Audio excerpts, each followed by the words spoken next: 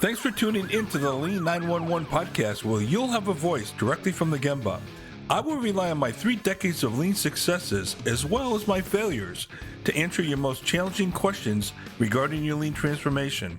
I'm your host, Mark DeLuzio, President and CEO of Lean Horizons Consulting and the Principal Architect of the Danaher Business System. Looking forward to your questions. Now, let's go to the Gemba. Hi, Mark DeLuzio here, episode 85. This episode is about Lean Horizons Consulting's 25th anniversary, which actually we observed in May of 2026. So we've been at this now for 25 years. We've consulted on 6 different continents in so many different industries. I can't even begin to tell you. We all kinds of different companies and met some unbelievably great people. But what I want to do is, as you know, my background, I spent 14 years at Danaher. Most of those years were dedicated to creating the Danaher Business System, and I'm the principal architect of that. And we learned right from the originals. We learned from Taishi Ono's Autonomous Study Group, which known as Shingijutsu, the original guys that worked directly, and they were handpicked by Taishi Ono. So we learned lean right from, if you will, the horse's mouth, right? And when I say lean, I'm talking specifically about the Toyota production system. And then, of course, we've taken the Toyota production system and also, evolved it to what is today now called the Danaher Business System. So anyway, enough about that. But what this episode's about is sort of reflecting back on how I have seen the landscape change over the last 25 years. Okay, the lean landscape, or if you want to call it the lean community. I'm not sure if there's such a thing, but the lean landscape. I've seen a lot of things, a lot of great people, a lot of great success, and I've also seen the opposite as well. So the first question I'd like to ask you is, if Taishi Ono was alive today, again, Taishi Ono being the founder of the Toyota production system, if he was alive today and he walked into your organization tomorrow, what would he see? Would he see lean in action? Or would he see what I call lean theater? And that brings me to the title of this episode, 25-year anniversary episode, Lean Horizons Reflections, the Rise of Lean Theater. And I want to talk a lot about that during this podcast episode. So what would Ono see? What do you think? Okay, what would he say? He might say, where's your standard work? Because so many companies I go into that are doing lean don't do standard work, and they have all their great reasons as to why they're not going to do standard work. Okay. That may be his first question. Where's your standard work? I don't know. So, what is lean theater? In my view, anyway, what lean theater is. When organizations perform, and focus on the word perform, lean activities without changing how they think, without changing how they lead, without changing how they govern, without changing how they organize. I got a lot about that on value stream mapping. We don't change our organization into value streams, but we do all this mapping exercise to pretend we're doing value stream mapping. They don't change how they solve problems. They don't change how they manage the business. And probably more importantly, they don't really change how they manage people. Okay, and this gets into the whole, respect for people thing. So as I told you, we learned from the originators of the Toyota production system. And so many things have come along over the years in the consulting industry, out of academia, out of people who never really led a lean transformation that popped up in the industry that we never even heard about when we were learning from the guys that created this thing. Okay. Interesting. For example, we were very hands on. We did not learn about value stream mapping at all, except for very briefly a rough diagram that he did for us on demand management and information flow. And one time from my Jamie Oba, God rest both their souls, who drew a very rough thing that you might want to call a value stream on the top of a cardboard box right in the middle of the factory. It was no big production. It was no big, you know, electronics or post-it notes or anything like that. Okay. But we never used value stream mapping for the first 10 years at Danaher. So, you can argue the early lean movement was a lot closer to Toyota than it is today. I guarantee you that. Right? But we had leadership involvement, which is really key. Problem solving, respect for people, scientific thinking, long term development, and the tools really were secondary. Now, not really at the beginning. We made that mistake, okay? But the tools were secondary because we knew that if we have all these other things in place, it wasn't going to work. Now, I've done several podcast episodes diving into each one of these rabbit holes about problems that I see today. For example, I think my very first one was about standard work. Where's your standard work? Okay. By the way, one of the key foundational items on the Toyota production system. And I've gotten in so many arguments over the years. Consultants told us we're not ready to do standard work yet. What do you mean not yet ready? Yeah, we got too many problems. Wait a minute. That's what it's for, right? I did 3 on lean accounting, episode 8, 11, and 12, and how I changed the accounting, the traditional cost accounting that was being done for 100 years. A lot of things that we did at Danaher weren't really things that we did. We just stopped doing stupid stuff. And a lot of the measures and things that were driven in cost accounting, your traditional cost accounting, drove the wrong behaviors. So when I put lean accounting together, and we didn't call it that back then, we just did what we thought was right. We just stopped doing dumb stuff. Okay. Overhead allocation, absorption accounting, purchase price variance, all that variance analysis, setting standards that were always wrong from day one. So just stop doing stupid stuff and you'll be so much far ahead of the game. Episode 24, my view on third party certifications. I'll talk more about that next, a little later. 44, the poison of metrics. 48, death by lean audits. Okay. 72, where are the engineers? 77, the illusion of business logic. 73, episode 73, returning to the basics. 61, OEE and absorption. There you go. 58, why leaders will not listen to you, lean professionals. And 53, as I alluded to, why no value stream organization. So I covered a lot of these things that I've seen evolve or disevolve over the years. Okay. And there'll be more. All right. So we were the first generation here to learn from Toyota, from the original members. Then there's the second generation. Then the consultants got involved. New consulting companies popped up. Okay. In a lot of cases, corporations pushed people into consulting because a lot of these people lost their jobs. And they said, well, okay, well, I'm not going to work for a corporate. I'm going to start my own consulting company. All right. Now I'll talk about that in a minute. Because that is one of the places that we went sideways, I think, as a lean community, if you will. Then you got the academics, okay? People who have never really done this before, and even if they've whacked in a few kaizens here and there, they just most academics out there today. I'm not saying that they're not value.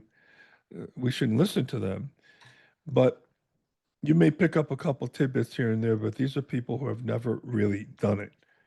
All right, they did it, or they did it from afar. And the academics, they read a lot of books, and they even get lauded as significant contributors to the whole lean body of knowledge. Then there's training companies, certification bodies, the black belts and the green belts and the yellow belts and the whatever belts. And then you've got these organizations like Shingo that are supposedly God's gift to certification, and they'll anoint you as being, worthy of their prize, right? So what happens over the years when Every generation changes the message. And it happens. It really happens. And the further we change the message, the more we change the message, the further we get away from the basics. And I'm here to tell you the basics work, okay? But we get away from that. Our principles became more focused on tools. Tools became checklists. And I'm not against checklists, believe me. And checklists became compliance exercises and audits. Okay, so not good. All right. We become devoid of principles. So many people, self-anointed people who are that are listened to, have opinions that if they check themselves against the fundamental principles, those opinions would change drastically. So we've divorced ourselves from the overarching principles, which is not a good thing. All right. So we started counting the number of Kaizen events as a benchmark of success for lean. That matters not. And by the way, just ask yourself on all these questions, does your customer care? Okay. How many Kaizen events you did? Do they really care? All right. Respect for people became, hey, we're going to do employee surveys. We're going to just virtual signal that we care by asking them what they think. I don't know. Visual management became wall decorations, kind of like a stage when you do a performance. Lean theater. You got that background of all the posters and all the charts and daily management with all the reporting. Charts described, or I should say, charts disguised as daily management, but no abnormality detection. All it is historical data that it looks really good for the unassuming as they walk through, right? Boards that track things that don't matter. Boards that track overproduction as a green favorable occurrence. I'm supposed to make 100 today. I made 120. Hey, we had a great day. Market green. Again, devoid of principles. Okay. We're missing the principle of just in time and overproduction. All right. Standard work. If you are doing it, many companies do it and they treat it as a noun, not as a verb. Standard work is something you do, not as something you've done. Oh, yeah, we did standard work. When did you do it? Oh, 3 months ago.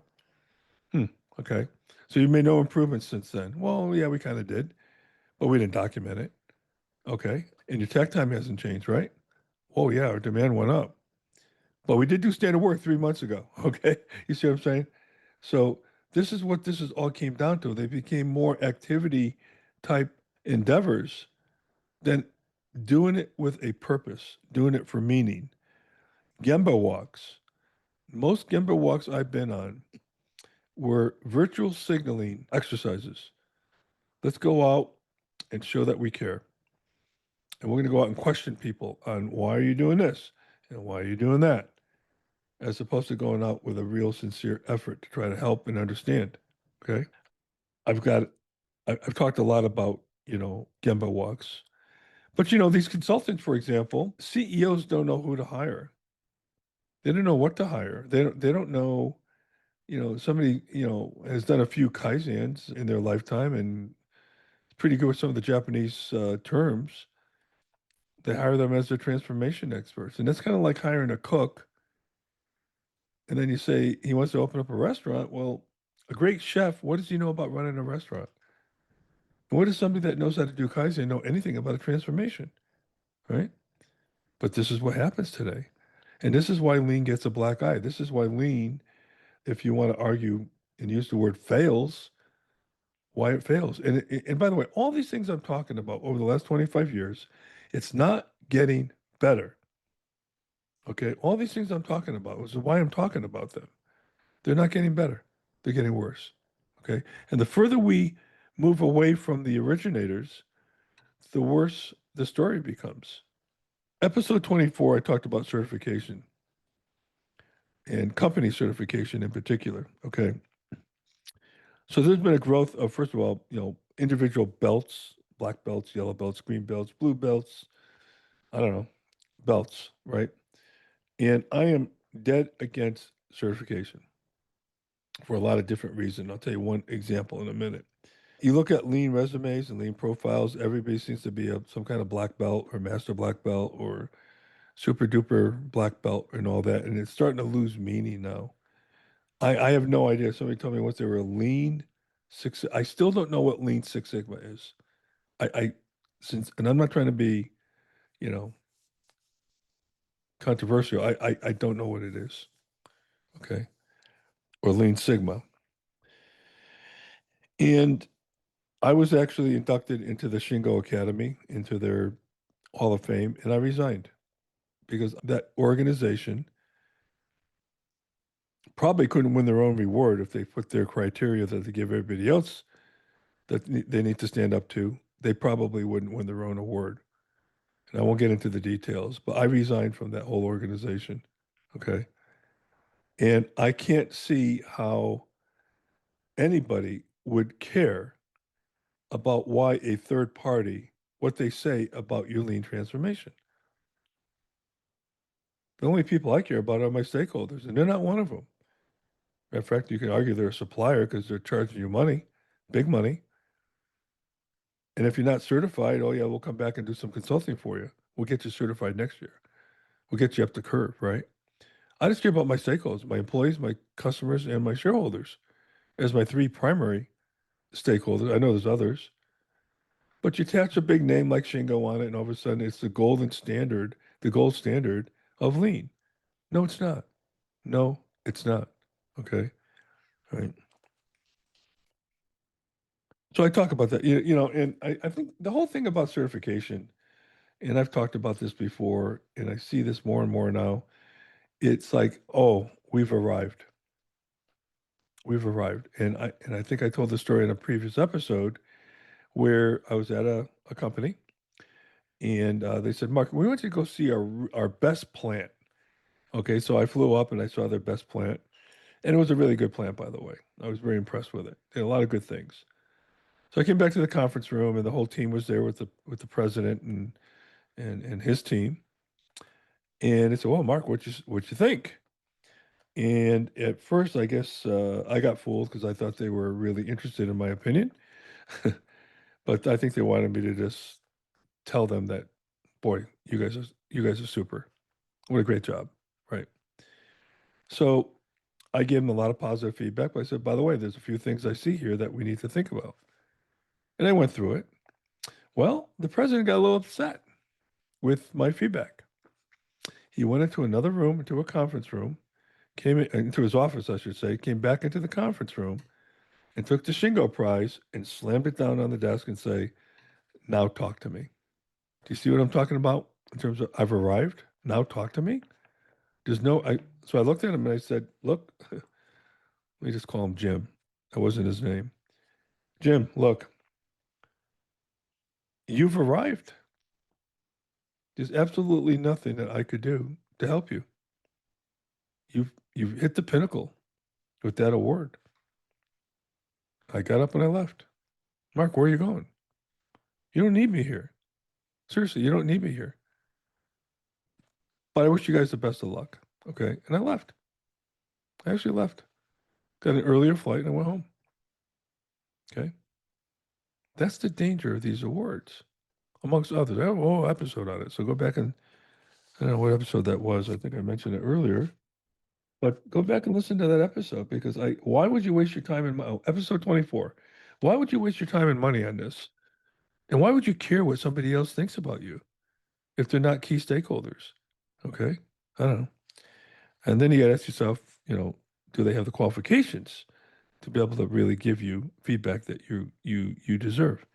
And again, I'm not, you know, raining on some of the people that work there, but I just don't understand why anybody would do that. And I didn't allow this to happen at Danaher at all. I never let any of these organizations come in and audit me or, vie for an award or anything because it didn't matter to us.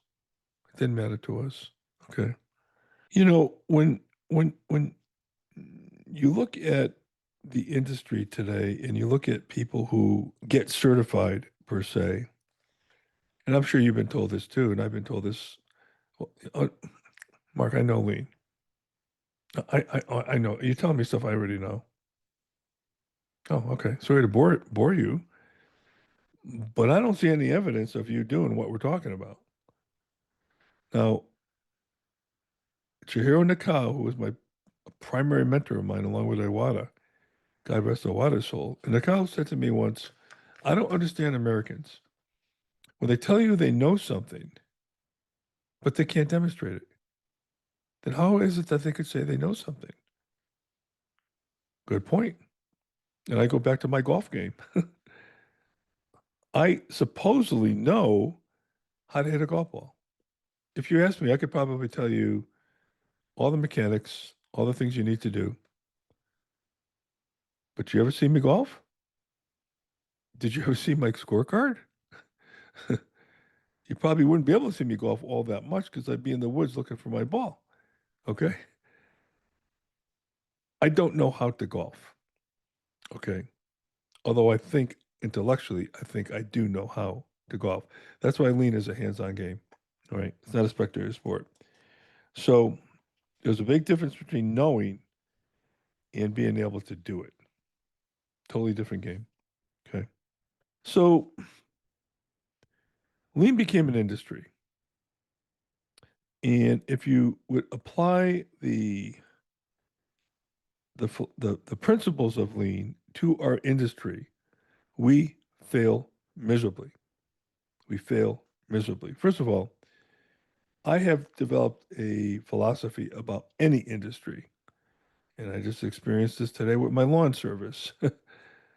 98% of the players in any industry are mediocre at best. Mediocre. I don't care if it's doctors, lawyers, dentists, real estate agents, car mechanics. I don't care what. 98% are mediocre at best. And there's only 2% that you might put into a, you I don't want to use the word world class, but into a exceptional category. Okay. Only 2%. Okay. That's my number. Anyway, you can argue, debate. But, when you see what came out of this industry, this lean industry, in addition to consulting firms and the certification promoters out there that certify everybody because they know better, you got software platforms, you've got conferences, publishing, books. It blew up into an industry in and of itself. And in a lot of respects, kind of like the government, there's no industry if your problems, if you're getting better. There's no, you know, how many of these academics write books telling you you can't do this because leaders are bad guys? Okay. It can never be done. And let me write another book to tell you about this. Let me tell you another book about how bad leaders are in convincing people who are trying to learn that this can't be done. And I'm here to tell you it can be done. I've witnessed it. I've done it. I've coached people to do it. Okay. But there's an industry there. There's no vested interest in a lot of these that I mentioned for you to succeed. Think about it. I mean, they're constantly coming up with new frameworks, new language, new products, new maturity models. That's what Shingo did. Proprietary methodologies that you have to pay for. Okay. And things like kata. Attach Toyota to anything. There could be a book out there on how to change a tire. You put the word Toyota on it, it's going to sell like wildfire. Okay. Gemba walks, Six Sigma, Lean Sigma. Okay. All these things sell. All these things sell. Okay. Because people are looking for the silver bullet. And I'm here to tell you the more time has gone on, the less we are relying on basics, fundamental basics. of standard work and problem solving. Okay. Toyota Kata. I mean, and people think that's lean. I don't know. I know you may disagree with me. And the silver bullet I'm really afraid of right now is AI. And I'm not downing AI. I use it all the time. Okay. But to think that AI is going to, you know, enhance our lean journey, I'm afraid it's going to, divorce us further from the people doing the work. That's a concern. So there's no silver bullets here. AI, Six Sigma, theory of constraints, demand flow technology. I mean, all these things. And by the way, neither is lean a silver bullet. Okay? There's no silver bullets. It's hard work and it's basics, doing the basics. All right? So you can Gemba walk yourself to death. You can kata yourself to death, whatever that means. And it's not going to matter if you're not doing the fundamental basics. Okay?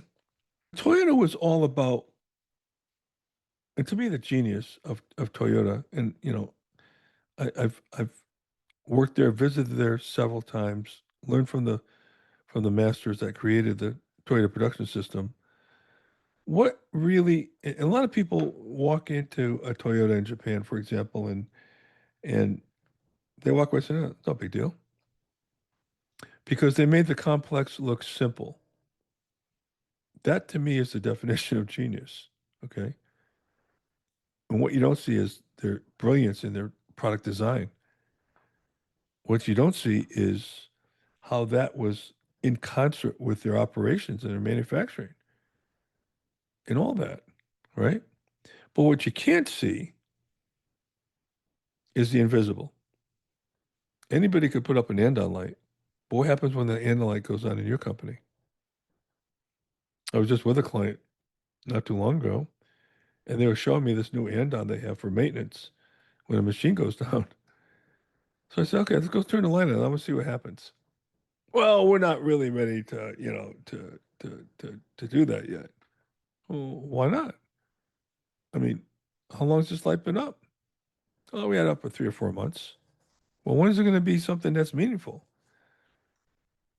I said, in all due respect, your business, your factory floor looks like a casino in Las Vegas with all the lights flickering and everything else, but nobody's even moving in relation to those lights. Okay.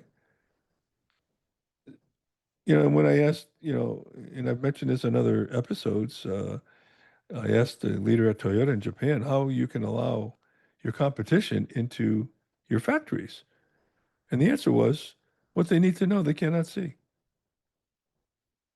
Think about it. What they need to know, they cannot see. Powerful. I didn't know what it meant at the time. It was in 1990. Okay. April of 1990. I didn't know what it meant at the time, but it sounded so Japanese, right? And it was. I think I understand it now. Okay. So, so that's, the whole business about complexity, but the lean industry made it complex and it didn't need to be complex. We made it complex because there's self-preservation in the industry to make it complicated. And it seems like the bigger the consulting companies like McKinsey, it gets even worse. Okay. So ask yourself this question. Okay. When I talk about lean theater, do you have lots of activity with few results? You got Gemba walks, you got Kaizens, you got meetings, you've got all these different posters going up and everything else, but you have lots of activity but not many results. Do your improvement teams own the improvement? Okay. And are leaders engaged? How about metrics? All your metrics are improving, but your business performance is not. a really great example, and I had an episode on on-time delivery. At Danaher, I was adamant that we only cared about on-time delivery to customer request date, not to your promise date. Customer wants it on the 15th, and you don't, oh, I can't get it. I get it to you on the 30th, and you deliver it on the 30th, and you mark your charts green, and you pat yourself on the back. But they're marking you red because they wanted it on the 15th. Sooner or later, they're going to find somebody who can deliver on the 15th, and then they go away. And as Demi said, that's the biggest cost of poor quality. They went away and didn't tell you. They usually don't call you up and say, hey, we're leaving, unless it's a big contractor or OEM, right? They just go away. Okay. So I don't know. You look at these metrics, on-time delivery as an example, and I call those type of metrics where we're marking ourselves green, but the customer's marking you red. I call them watermelon KPIs. I didn't invent that name, by the way. Okay, but I adopted it because I loved the analogy. It's a watermelon KPI, green on the outside, red on the inside. Okay. Everybody gets trained. They go to these workshops, they go off to these conferences, but behavior doesn't change. Remember, I talked about the behavior earlier, right? We're talking about behaviors like, you know, changing how you lead, how you think, how you solve problems, how you govern, how you organize, okay? How you manage the business, and how do you treat people, okay? You have visual boards everywhere, charts galore. Most of the time, they're up to date. But problem solving is nowhere. We're measuring lagging indicators instead of leading indicators. An assembly problem at the downstream process is not probably where the root cause of that problem is. It's probably in the design or some subassembly that was made somewhere else. Okay? So everybody gets trained, they go to these conferences, and I've been to these conferences before. Primarily they teach tools, okay? But also the people that go to them are not leaders. They're people who were sent there by their boss's boss to go and learn some new technique and bring back some, lean magic that's going to revolutionize the company. Okay. So you can be perfect at the tools and have poor performance, or you can be focused and get excellent results. So again, we produce trainers, we produce speakers, authors. I'm one. I'm an author, I'm a speaker, I'm a consultant. But I also have made a crap load of mistakes, and that's what gives me the credibility. Okay. But very few people have successfully transformed a company. Very few that are out there today teaching this whole thing. Okay. And we've walked away from basics. I like to use the Vince Lombardi for you foreign people who don't know who that is. He was a famous football coach, our football, U.S. football, and took over the broken Green Bay Packers. And on his very first lesson, he said, he held up a football and he said, gentlemen, this is a football. And from there, he worked on the basics of football, tackling, passing, blocking, whatever, right? And he went on to win, I don't know how many championships with his team. I believe all from his whole team, only four made the Hall of Fame over their career. And they named the Lombardi Trophy after him. The Super Bowl, our, final championship game, is called the Lombardi Trophy. And he worked on the basics. He didn't work on anything fancy. He worked on the basics and it worked. Okay. But again, we don't look upstream for the answers because we don't get compensated there. We get compensated on production, on quality at the end of the line. No incentive to go upstream. It takes too long. And your boss may not have patience for that. Okay. So we missed all this short-term thinking, tool obsession, and what have you. Okay. But I'm here to tell you that all this stuff works. If you stick to the basics, stick to the basic principles, fundamental principles. safety, quality, delivery, cost in that order.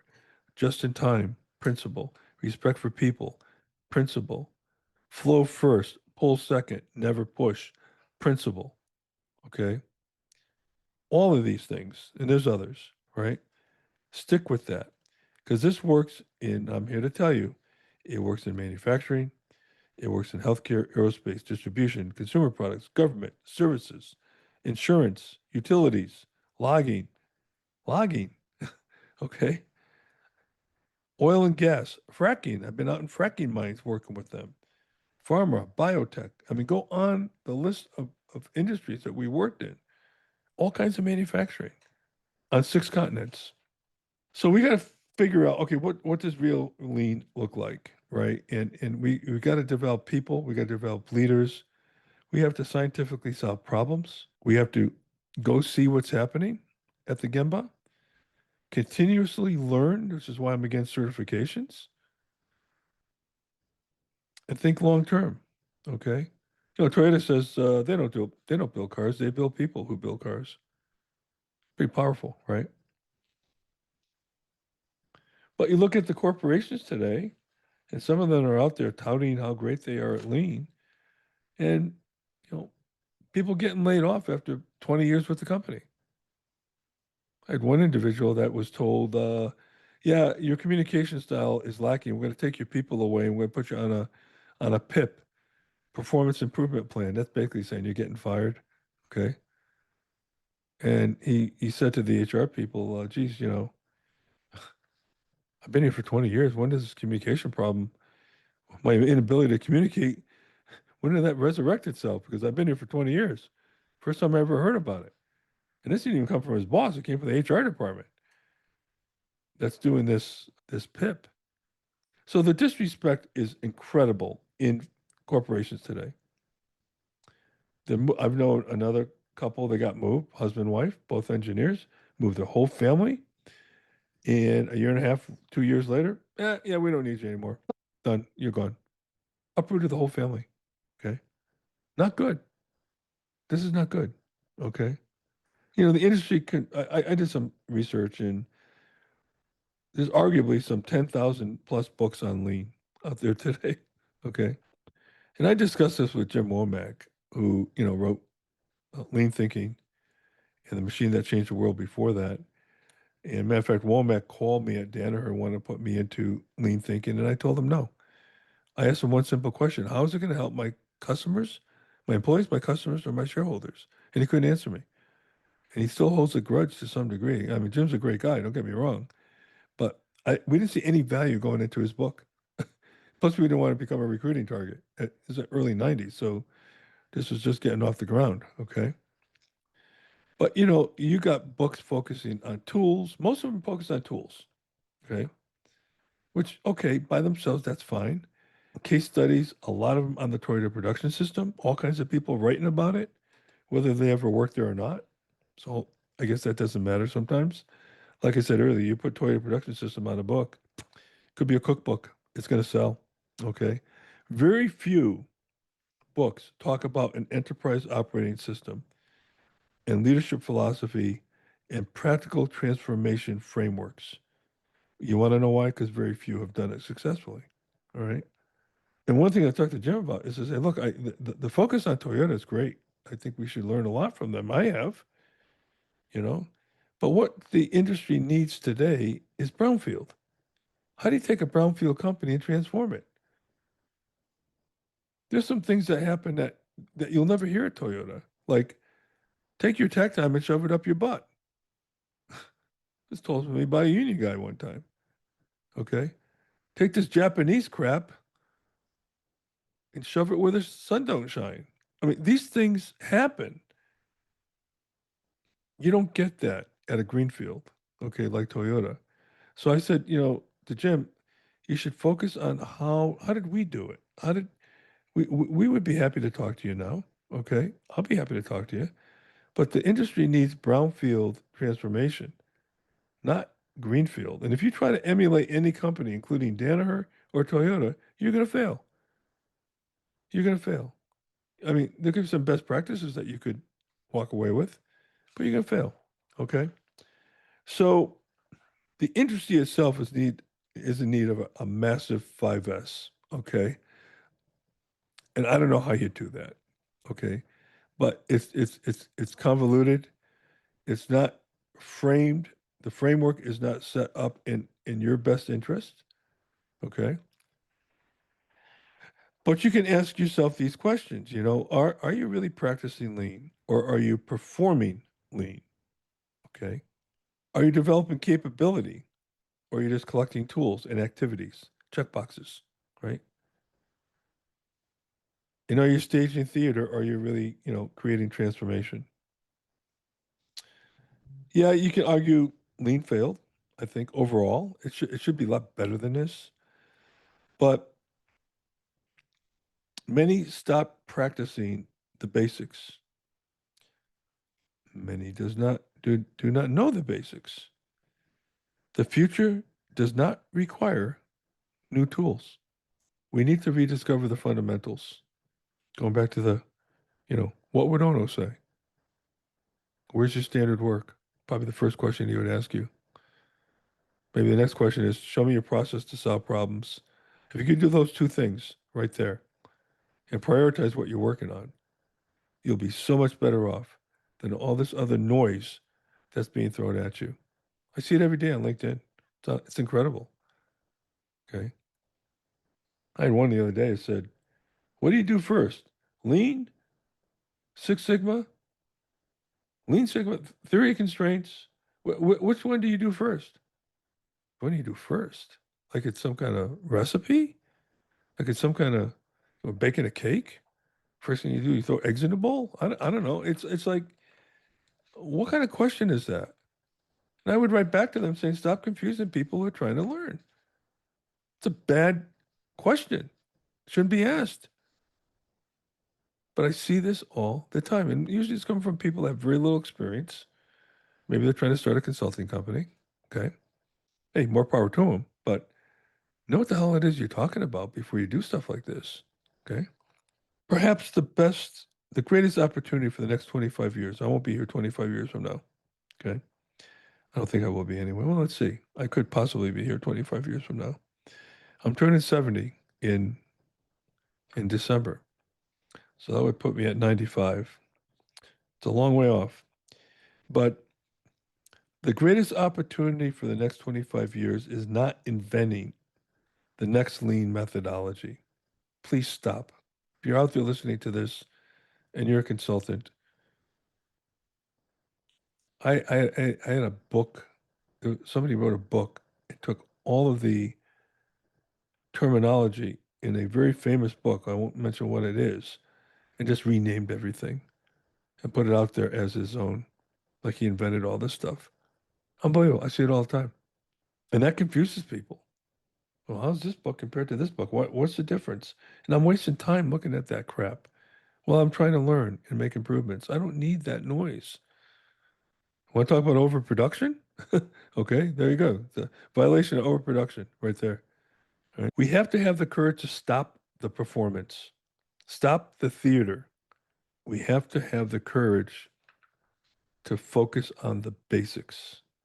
So that's kind of my take. I know it's a little bit negative, but it's realistic. I'm not pulling any punches. This is what I've seen. So my final question to you is, where's your standard work?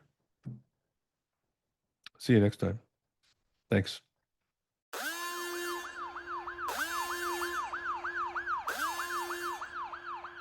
Thanks for listening to the Lean 911 podcast. I'll be happy to address your questions or feedback on future episodes. Email me at mark@lean911.com. You can check out our other episodes by visiting our website at lean911.com, our YouTube channel, wherever you listen to podcasts. This is your host, Mark DeLuzio. Thanks for listening.